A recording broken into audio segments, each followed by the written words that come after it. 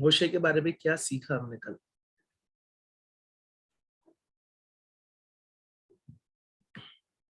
बताइए।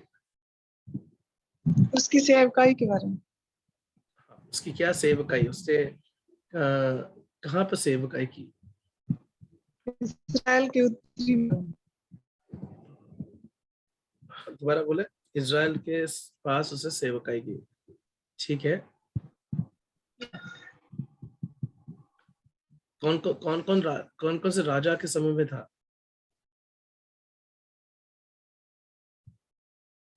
5 राजा थे। 5 राजा थे या 7 राजा थे?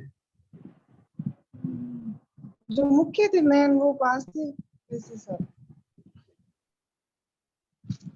7 राजा थे, है कि नहीं?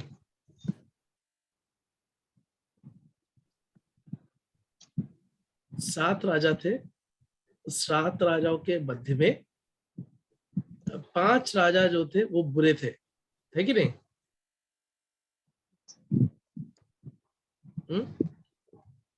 तो कुछ राजा थे वो बुरे थे। ठीक है। उसका विवाह किसके साथ हुआ था?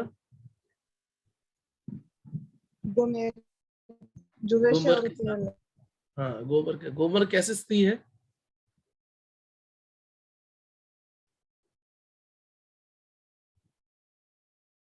हम्म एक व्यभिचारिणी स्त्री। एक व्यभिचारिणी स्त्री है ना? तो परमेश्वर ने होशे से क्यों बोला एक व्यभिचारिणी स्त्री के साथ विवाह करने के लिए?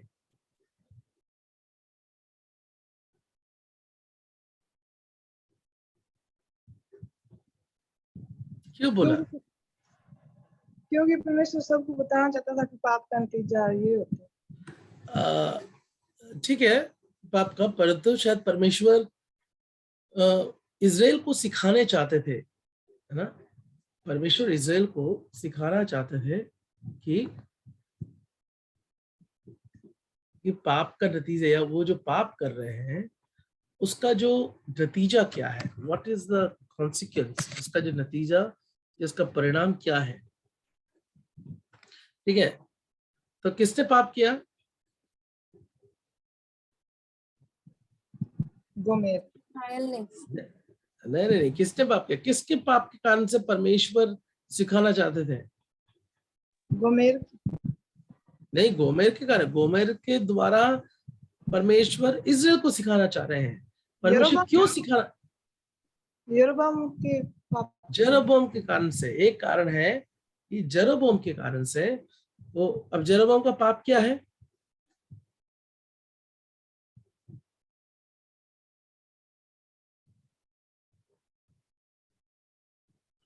जेरोबोम का पाप क्या है? वो अधिक से अधिक जगह पर अपना राज्य करना चाहते थे।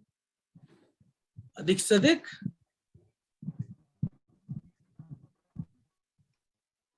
दोबारा बोले आप।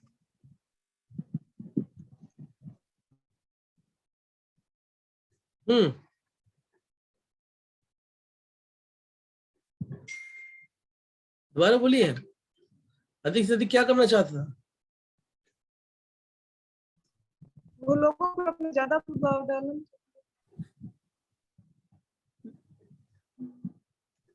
लोगों को। ठीक है, और कोई है जो जवाब दे सकता है?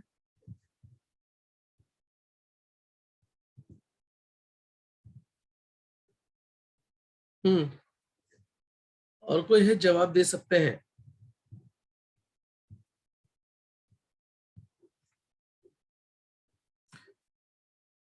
वो अधिक से अधिक लोगों को यहूदा में नहीं भेजना चाहते थे।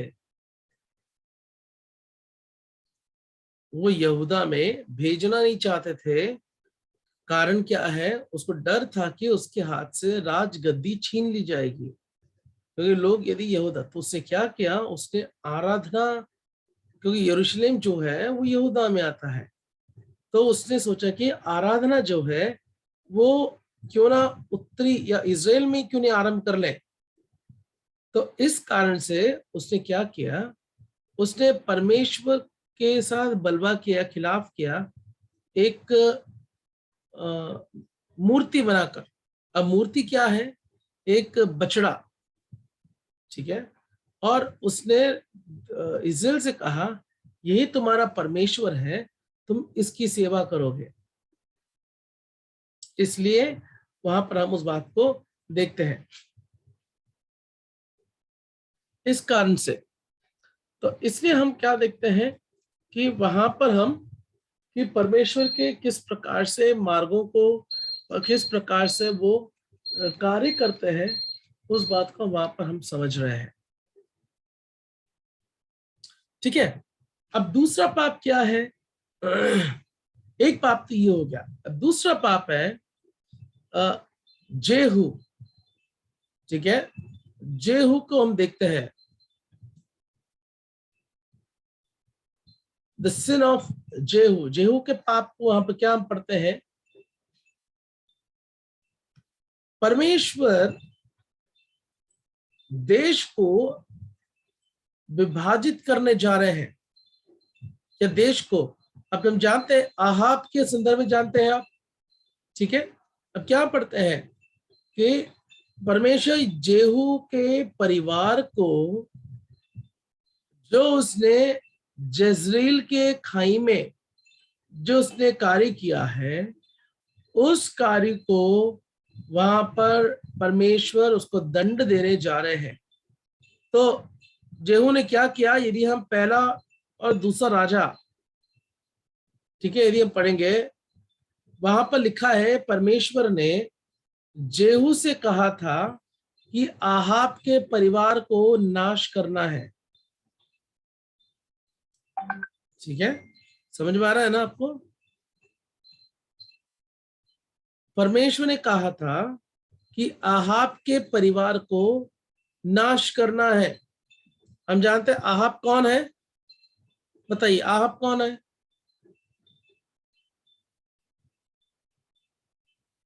जब इसका नाम सुना है? राजा।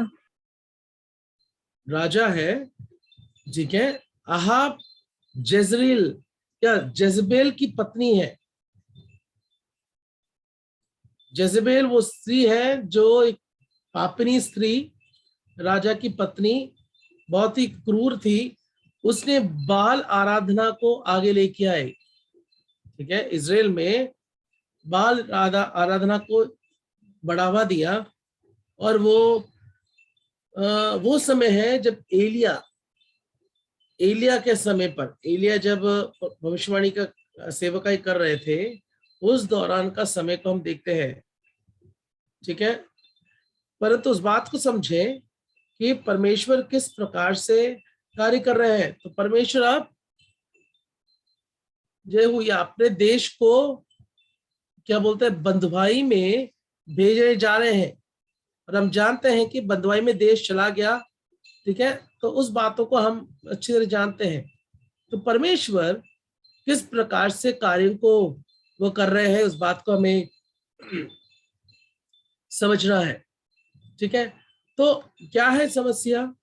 समस्या ये है कि यरोबोम और येहू का जो समस्या है, क्या अपने स्वयं के लालसाओं को, स्वार्थता को आगे लेके आने के लिए उनने परमेश्वर जो व्यक्तित्व है, उसका कॉन्सेप्ट, उसका जो ज्ञान है, उसका जो समझ है, उसको ही उन्होंने बदल डाला। कि परमेश्वर कौन है, क्या है, उसको ही उन्होंने बदल कर रख दिया। तो उस प्रकार से हम होशे के पुस्तक से हम समझते हैं कि परमेश्वर के विषय में उन्होंने क्या क्या कर दिया है। ठीक है, तो वहां पर बहुत सारी बातें हैं जो हमें वहां पर अध्ययन करने का, पर तो हमारे पास समय नहीं है, इसे हम आगे बढ़ रहे हैं। तो परमेश्वर क्या करना चाहता है इस्राएल देश से? देखो, यदि हम उसका 1:10 से 2:1 तक पढ़ेंगे, होशे उसका 1:10 से 2:1, वहां पर कुछ बातें हैं जो परमेश्वर अपने देश को वापस लेके आना चाहते हैं। ठीक है, 1:10 पढ़िए आप, हिंदी में कोई भाई या बहन। तो भी इसराइलियों की गिनती समुद्र की बालू की सी हो जाएगी, जिनका मापना गिनना अनहोना है। और जिस हाँ, स्थान ठीक है, ठीक है। पहली बात, उनकी संख्या इतनी बढ़ जाएगी कि उनको गिनना मुश्किल हो जाएगा। परमेश्वर के डिसिप्लिन या परमेश्वर के ताड़ना के बावजूद भी परमेश्वर होशे से कह रहा है कि वो जो देश को उसे चुना है वो देश कैसे होगा। सी, परमेश्वर अपने लोगों को छोड़ नहीं रहा है, परंतु ध्यान रहे परमेश्वर उनको थोड़े समय के लिए उनको सबक सिखा रहा है, परंतु उसके बीच में भी परमेश्वर क्या कह रहा है कि अपने देश के संदर्भ में कह रहा है जो देश मैंने चुना है वो देश की गिनती जो है वो करना भी बहुत मुश्किल हो जाएगा, करना ही बहुत मुश्किल होगा। ठीक है, 10वां पद दोबारा पढ़े आप। तो भी इसराइलियों की गिनती समुद्र की बालू की सी हो जाएगी, जिनका मापना गिनना अनहोना है। और जिस स्थान में उनसे यह कहा जाता था, तुम मेरी प्रजा नहीं हो, उसी स्थान में वे जीवित परमेश्वर के पुत्र कहलाए। हाँ, दूसरी बात, उनकी आत्मिक अवस्था के बारे में बता रहा है। आत्मिकता में वापस लेकर, एक है संख्या में बढ़ जाना, दूसरा आत्मिक अवस्था। जो जिस स्थान पर कहते हैं कि मेरे लोग नहीं होंगे, वहां पर क्या कहेंगे अब? ये मेरे लोग होंगे। आत्मिक अवस्था। ठीक है, 11 पद पढ़िए, 1 का 11 पढ़िए। तब यहूदी और इस्राएली दोनों इकट्ठे हो अपना एक प्रधान ठहराकर देश से चले आएंगे, क्योंकि इजराइल का दिन प्रसिद्ध होगा। क्या क्या लिखा है? वे आपस में जुड़ जाएंगे, इजराइल और यहूदा जुड़ जाएंगे, एक राष्ट्रीय एकता में आ जाएंगे। ठीक है, एक राष्ट्रीय एकता में एक साथ हो जाएंगे। परमेश्वर के योजना के खिलाफ जाने के बावजूद भी परमेश्वर अपने लोगों के संदर्भ में चिंता कर रहे हैं। 2 अध्याय 1 पद पढ़िए। इसलिए तुम लोग अपने भाइयों से अम्मी और अपनी बहनों से रुहामा दोबारा पढ़े। इसलिए तुम लोग अपने भाइयों से अम्मी और अपनी बहनों से रुहामा करो। हाँ, क्या लिखा वहां पर कि तुम लोग अब क्या हो गए? अपने लोगों से क्या कहते हैं, एक ईश्वरीय आशीष को वे प्राप्त करेंगे। तो परमेश्वर किस प्रकार से कार्य कर रहे हैं उस बात को हमें समझना बहुत जरूरी है, बहुत जरूरी है। तो परमेश्वर के कार्य, परमेश्वर के मार्ग या परमेश्वर किस प्रकार से कार्य कर रहे हैं, उस कार्य को यदि हम समझें तो हम समझ सकते हैं कि परमेश्वर अपने लोगों के मध्य में रहकर किस प्रकार पाप कर रहे हैं, तो भी अपने लोगों के मध्य में रहकर वो किस प्रकार से सेवकाई को अंजाम दे रहे हैं, उस बात को हमें समझना बहुत अनिवार्य है। ठीक है, तो उस बात को हमें समझना बहुत बहुत अनिवार्य है। तो किस प्रकार से परमेश्वर होशे के जीवन के साथ वो इस बात को बता रहे हैं, इस बात को हमें समझना बहुत ही अनिवार्य है। ठीक है, तो परमेश्वर के मार्गों को, अब क्या है, होशे का नाम का अर्थ क्या है? होशे नाम का अर्थ है उद्धार या छुटकारा। होशे नाम का अर्थ है उद्धार या छुटकारा। और उस छुटकारे का अंतर्गत रहकर परमेश्वर उस नाम के तहत किस प्रकार से बर्ताव कर रहे हैं या किस प्रकार से कार्य को निर्वाह कर रहे हैं, उस बात को मैं आप यहाँ पर समझ रहे हैं। परमेश्वर के कार्यों को यदि हम समझे तो परमेश्वर महानता से उन कार्यों को निर्वाह कर रहे हैं। तो उस बात को मेरा आप यहाँ पर समझ रहे होशे के जीवन के द्वारा। तो क्या है समस्या? समस्या हमने देखा, निवारण हमने देखा कि परमेश्वर किस प्रकार से उनको आगे लेके आना चाहते हैं। ठीक है, तो उनकी समस्या क्या है? समस्या ये कि उन्होंने परमेश्वर को अपने जीवन में जीवन का स्रोत होकर नहीं समझा। ठीक है, उनके जीवन में सूखापन था, घमंड आ गया है, और इसके बावजूद भी वो क्या कर रहे हैं? परमेश्वर को दोष दे रहे हैं। तो इस सारे बातों को हम वहां पर हम देखते हैं, तो होशे के जीवन से हम इन बातों को हम समझ सकते हैं। ठीक है, तो यहाँ पर हम क्या शिक्षा प्राप्त करते हैं? यहाँ पर शिक्षा हम ये प्राप्त करते हैं कि किस प्रकार से हमें अपने जीवन में हमें सीधाई के साथ परमेश्वर जिस प्रकार से आग्रह करते हैं अपनी प्रजा से, उस प्रकार से हमें चलना, हमें जीवन बिताना कितना अनिवार्य है, इस बात को भी हमें समझना है। ठीक है, इस बात को हमें समझना है ताकि हमारे जीवन को हम सीधा हम कर सके। हमारे जीवन को हम परमेश्वर के वचन के आधारित करना भी हमें बहुत ही अनिवार्य है। ठीक है, जिससे हम तरोताजा हो जाए, हमारा नवीनीकरण हो जाए। ठीक है, परमेश्वर हमें वापस लेके आना चाहते हैं, और यही संदेश है छोटे भविष्यवक्ताओं के, क्योंकि वो कह रहे हैं मेरे पास वापस लौटा। परमेश्वर कह रहा है मेरे पास वापस लौटा। पाप के कारण, पाप ने जिस प्रकार से राज किया है, उस संदर्भ को देखे तो वो परमेश्वर का वचन जो इन लोगों के बीच में जा रहा है। ठीक है, तो ये है यहोशू के बारे में संक्षिप्त रूप में हम जो देख रहे हैं। परंतु केवल इतना ही नहीं, एक और बात को बताकर मैं यहोशू की पुस्तक से विराम करूंगा। वो है कि परमेश्वर उनको वापस भी लेके आना चाहते हैं। मैंने एक क्रम बताया था कि छोटे भविष्यवक्ताओं की पुस्तक में क्रम क्या है। ठीक है, वो क्रम को आपको समझना है। परमेश्वर का न्याय है।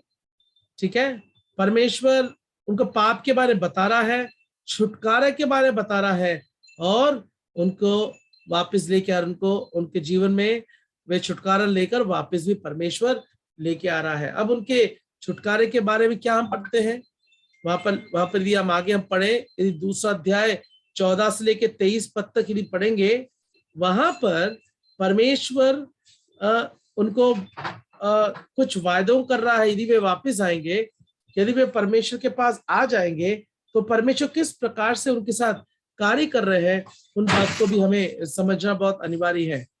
तो परमेश्वर के मार्गों को समझना, परमेश्वर के उस बुलाहट को समझना बहुत बहुत अनिवार्य होता है।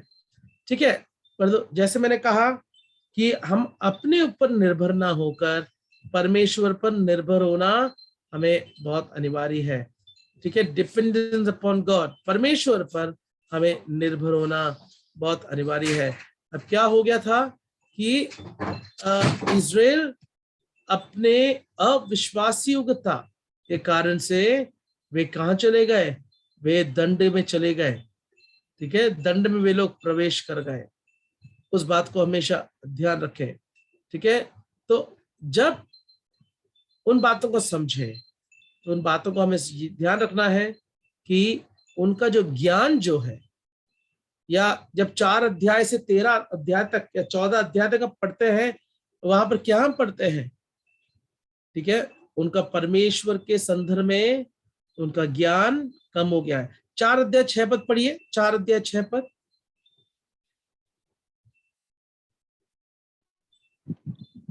मेरे ज्ञान के न होने से मेरी प्रजा नष्ट हो मेरे ज्ञान के न होने से, परमेश्वर के संदर्भ में वे लोग ज्ञान को खो बैठे। ठीक है, वो 4 अध्याय 1 से 5 अध्याय 15 पद तक हम इस विषय को पढ़ते हैं। फिर हम 6 अध्याय से लेकर 11 अध्याय तक आते हैं, वहां पर क्या लिखा है? ठीक है, पढ़िए 6 अध्याय 4 पद।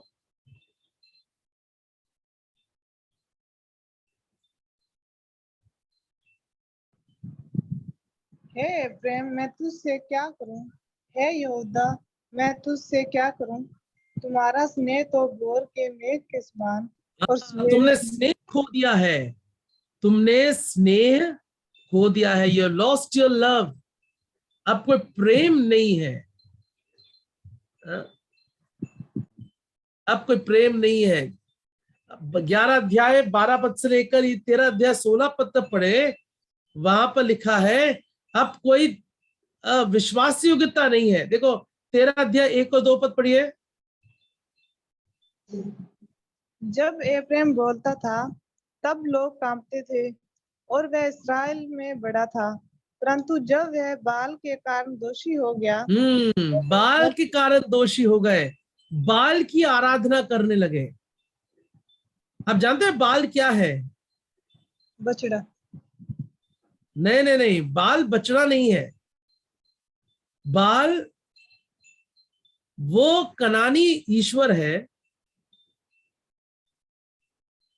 जो कहते हैं ना गॉड ऑफ फर्टिलिटी। वो कहते हैं कि फर्टिलिटी बोलेंगे तो देवता, नहीं बाल नहीं, देवता। फर्टिलिटी, बाल देवता, फर्टिलिटी। एक मिनट में जरा मैं इसका अर्थ देख लूं। फर्टिलिटी का अर्थ क्या है, मैं उसका सही शब्द मैं आपको बताऊंगा। फर्टिलिटी,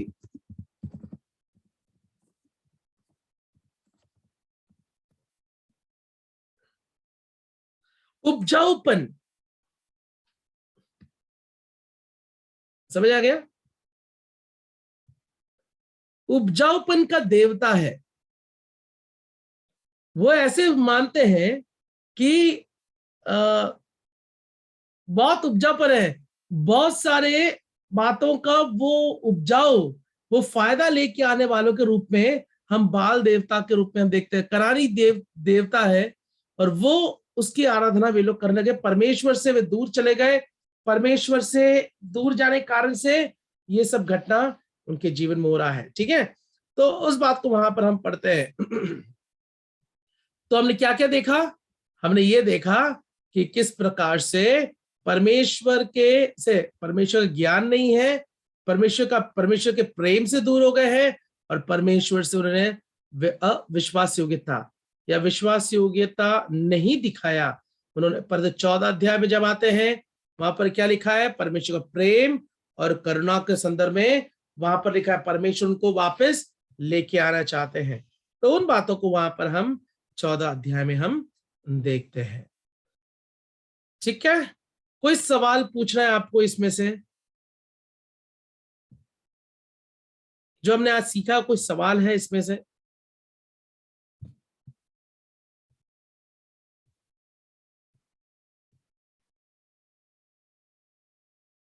कुछ भी पूछ रहा है तो आप पूछ सकते हैं।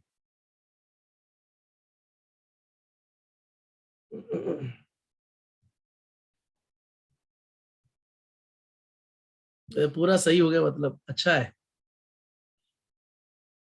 आप लोग अच्छी तरह बातों को समझ रहे हैं। ठीक है, हम अब योएल की पुस्तक में आएंगे। ठीक है, योएल की पुस्तक में हम लोग अब प्रवेश करेंगे। आगे बढ़े।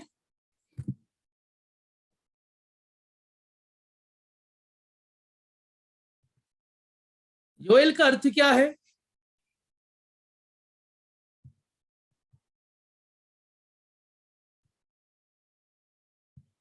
योएल का अर्थ है परमेश्वर, सॉरी, यहोवा ही परमेश्वर है। योएल का अर्थ है यहोवा ही परमेश्वर है। ठीक है, अब योएल के संदर्भ में हम और कुछ नहीं जानते हैं यहां पर।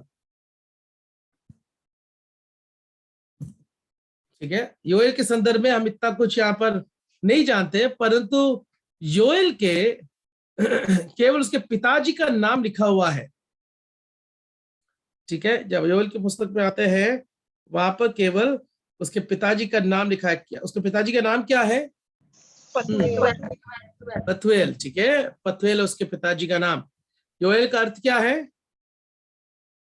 परमेश्वर ही, यहोवा ही परमेश्वर है।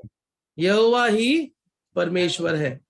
परंतु ये जो पुस्तक है बहुत ही गंभीर पुस्तक है, इस बात को हमें समझना है, क्योंकि इस पुस्तक से नए नियम में उद्धरण कर रखा है। प्रेरित काम 2 अध्याय में इसी पुस्तक से नए नियम में उद्धरण कर रखा है। तो ये पुस्तक बहुत ही इंपॉर्टेंट बुक है। पर एक और बात समझना है, इसका जो समय अवधि के संदर्भ में इतना कुछ हमें मालूम नहीं, परंतु तकरीबन 835-800 ईसा पूर्व के दौरान इस पुस्तक के विषय में लिखा गया है। यदि हम समय अवधि को यदि हम समझें, उस बात को यदि हम समझने का कोशिश करें, तो उस समय अवधि में इस पुस्तक को लिखा गया है। क्या है इसका उद्देश्य लिखने का? यहां पर योएल जो बता रहा है, वो बता रहा है कि इजराइल देश पर किस प्रकार से सूखापन का जो अनुभव होगा, वो क्यों होगा। वहां पर परमेश्वर इजराइल को उसके भविष्य में आने वाले समस्याएं जो परमेश्वर के दिन में है, वो बताया गया। परमेश्वर का न्याय जो इजराइल पर आने वाले हैं, और यदि इजराइल देश पश्चाताप करके वापस नहीं आएगा, ठीक है, तो परमेश्वर क्या करेंगे? नाश करेंगे उसे। ठीक है, यदि वो वापस आते हैं तो परमेश्वर अपने साथ उसका अपना संबंध उसके बनाएगा और उसको आशीषित करेगा। समझ आ गया इसका उद्देश्य क्या है? उद्देश्य समझ आया कि नहीं आया? बताइए। जी जी। ठीक है, तो परमेश्वर अपने लोगों के साथ एक पवित्र संबंध को बनाए रखना चाहते हैं। इस बात को आप समझ लेना। परमेश्वर अपने लोगों के साथ एक पवित्र संबंध को बनाए रखना चाहते हैं। ठीक है, और उस पवित्र संबंध को बनाए रखने के द्वारा परमेश्वर वहां पर भी क्या दिखाना चाहते हैं कि पाप के लिए परमेश्वर के सन्मुख में कोई भी स्थान नहीं है। No place of sin for God. परमेश्वर के लिए पाप के लिए कोई स्थान नहीं है ना। तो परमेश्वर पाप के विरुद्ध रहता है और पाप के लिए उस परमेश्वर का कोई भी स्थान नहीं है। इस बात को आपको समझना बहुत अनिवार्य है। तो ये है उद्देश्य, हमें समझना है योएल की पुस्तक से। अब हम थोड़ा तेज जल्दी चलेंगे क्योंकि 12 पुस्तकें समाप्त करना है, और पता नहीं हम कर पाएंगे या नहीं कर पाएंगे, क्योंकि हमारे पास अभी मात्र क्या कहते हैं, है ना, 2 हफ्ते ही हैं।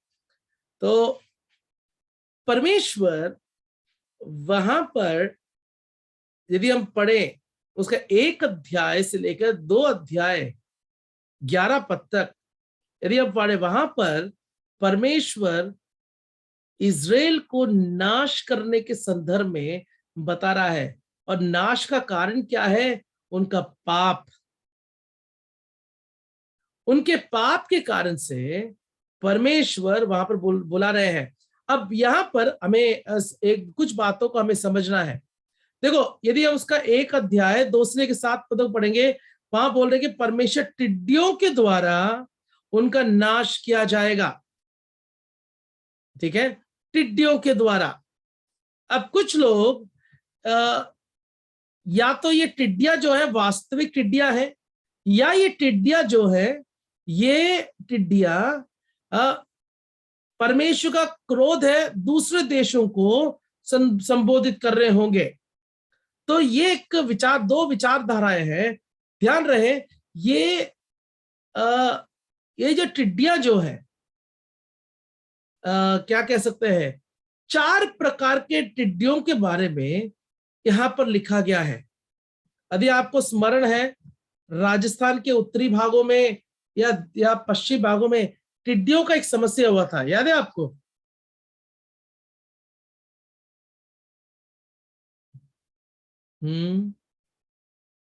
ये मालूम है या नहीं मालूम है?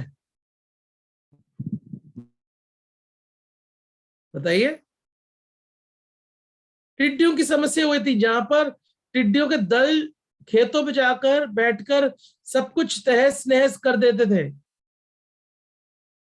है कि नहीं? आप टिड्डियां क्या जानते हैं? मालूम है सर, सभी को मालूम है। खेतों में आए भी थे सब लोग, थालियां ले लेके, बर्तन ले लेके भागे थे। हाँ, तो फिर ये लोग चुप क्यों है सब?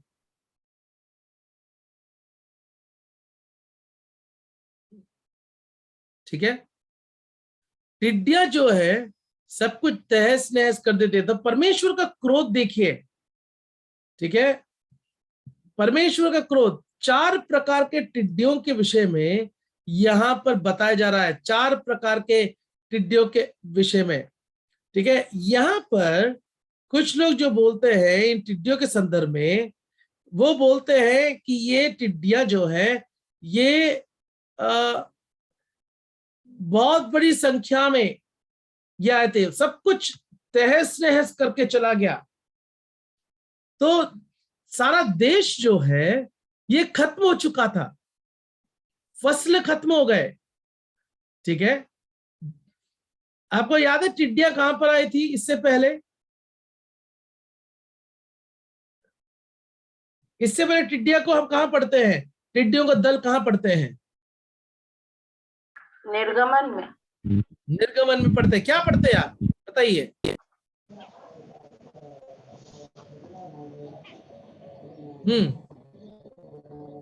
अब क्या पढ़ते हैं निर्गमन में? क्या पढ़ते हैं आप?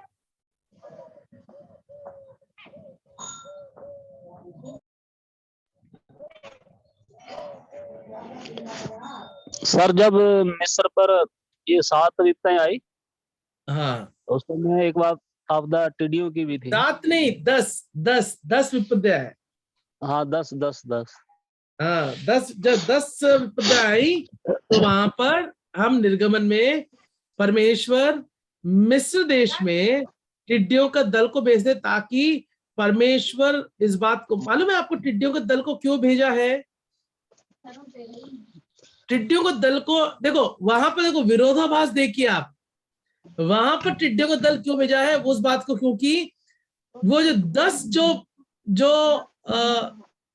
जो विपदा है, ये आपदा है, ये 10 आपदाएं यहाँ पर परमेश्वर मिस्र के ईश्वरों के खिलाफ है, क्योंकि ये 10 आपदाएं मिस्र के 10 ईश्वरों के संदर्भ में बता रखा है। ठीक है, 10 ईश्वरों के संदर्भ में। तो परमेश्वर बोल रहा है कि मैं मिस्र के ईश्वरों से भी शक्तिशाली हूं। और यहां पर वही टिड्डियों को परमेश्वर क्या कर रहा है? इस्तेमाल कर रहा है अपने लोगों को सबक सिखाने के लिए। तो परमेश्वर कई बार इस प्रकार से कार्य करते हैं।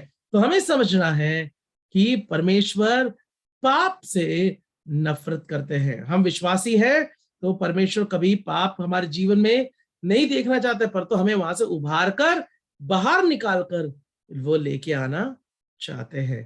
तो इसलिए प्रभु सहायता करे, मदद करे। योएल की पुस्तक हम कल और इसको अध्ययन कर कल समाप्त करेंगे, और फिर हम आगे यानी कि परसों हम पढ़कर समाप्त करेंगे। पर तो मैं आग्रह करूंगा कि आप इन पुस्तकों को पढ़िए। आप जब पढ़ेंगे तो आपको अच्छा लगेगा कि किस प्रकार से परमेश्वर का क्रोध इन पर आते हैं और किस प्रकार से परमेश्वर कार्य करते हैं। प्रभु सहायता करे, मदद करे, और प्रभु के नाम की महिमा हो आज के क्लास के द्वारा अध्ययन के, ताकि जो वचन हम सीख रहे हैं, हम केवल सीखना ही नहीं, ज्ञान केवल नहीं बढ़ाना, परंतु हमें और भी समझ के साथ हमारे जीवनों को भी सीधा करना बहुत अनिवार्य। इसलिए परमेश्वर हमें सहायता करे। बहुत बहुत धन्यवाद सबको। जय मसीह की। जय मसीह की प्रिय भाई। प्रभु आपको बहुत सारी आशीष दे, जो कि आपने कीमती समय में से निकाला है और प्रभु का वचन जो सिखाया है। तो होशे और जोएल दोनों किताबों को पढ़ के आना है। और धन्यवाद सभी प्रिय भाई बहनों का कि जैसे उन्होंने दोबारा रिकॉर्डिंग सुना और तैयार रहे सवालों का जवाब देने के लिए भी। हो सकती है गलती हो सकती है, कोई बड़ी बात नहीं है, लेकिन फिर भी तैयारी के साथ आएंगे तो और भी सीखने के लिए बहुत कुछ मिलेगा हमें। और मैं सिर्फ सीखना ही नहीं, और उसके अंदर जो हम एप्लीकेशन भी देखते हैं हमारे जीवन में, हमें जो अप्लाई भी करना है परमेश्वर के वचन को। मैं दरखास्त करूंगा, पापा जी हमारे साथ हैं, सतपाल बाखर नाम से जो आईडी जुड़ी हुई है, पापा जी प्रार्थना करके सभा को समाप्त करेंगे। आइए प्रार्थना करेंगे। सर्वशक्तिमान अनुग्रहकारी परमेश्वर पिता, हम आपका धन्यवाद करते हैं। हे पिता परमेश्वर, आप महान परमेश्वर हैं, दयालु परमेश्वर हैं प्रभु। हम पापी लोगों पर आपने प्रभु जो दया की, इसलिए हम आपका बहुत बहुत धन्यवाद करते हैं पिता। हम इस योग्य नहीं थे कि आपके संत जनों के साथ मिलकर संगति करें या आपकी प्रभु हजूरी में आ सकेंगे, क्योंकि हम तो आपके घर से निकाले हुए लोग से हमेशा हमेशा के लिए प्रभु जी त्याग दिए गए लोग थे। लेकिन प्रभु आपने हम पर फिर द्वारा से कृपा किया और अपने बेटे प्रभु यीशु मसीह को हमारे लिए इस पाप भरे संसार में भेजकर हमको पापों से बचाने के लिए उस कलवरी क्रूस पर बलिदान किया। इसीलिए प्रभु जी हम आपका पिता परमेश्वर, हम आपका बहुत बहुत धन्यवाद करते हैं, धन्यवाद देते हैं पिता। आज की संगति प्रभु शुरू से लेकर अंत तक संभाल के रखा, और अपने दास हमारे प्रिय भाई आशीष के द्वारा जो हमें सीखने के लिए जो वचन दिया, इसलिए हम आपका बहुत बहुत धन्यवाद करते हैं पिता। जुड़े हुए एक एक भाई और बहनों को प्रभु, और आपके दास लोगों को, खजूरी कलीसिया को आपके हाथों में सौंपते हैं प्रभु जी। विनती करते हैं कि प्रभु आने वाले दिनों में आपके वचन को सीखकर और भी ज्यादा आशीष होने के लिए प्रभु सभी की सहायता करना, ये हमारी विनती है। मदद करो, दया करो। सर्वशक्तिमान जीवित परमेश्वर पिता, हमारे शीघ्र आने वाले मुक्तिदाता प्रभु यीशु मसीह के नाम से हमारी छोटी विनती को स्वीकार करो पिताजी। आमीन आमीन। आशीर्वाद। सभी को जय मसीह की। जय मसीह। अब हमारे पिता परमेश्वर का प्रेम, प्रभु यीशु मसीह का अनुग्रह और पवित्र आत्मा की सहभागिता हम सबों के साथ हमेशा हमेशा के लिए होती रहे। आमीन आमीन। आमीन। सभी को जय मसीह की। जय मसीह सबको। जय मसीह की। आज का लिंक जय भी मसीह आपको की, जल्दी मिल जय जाएगा। मसीह की। आज का लिंक आपको स्टडी करना है, और कल हम आराधना के लिए इकट्ठा होंगे, ऑनलाइन भी और ऑफलाइन भी दोनों तरह से, क्योंकि जो ऑफलाइन नहीं आ सकते हैं, इकट्ठा नहीं हो सकते हैं, वो ऑनलाइन को जुड़े हैं। जय मसीह की सबको। सोमवार को आएंगे। जय मसीह की।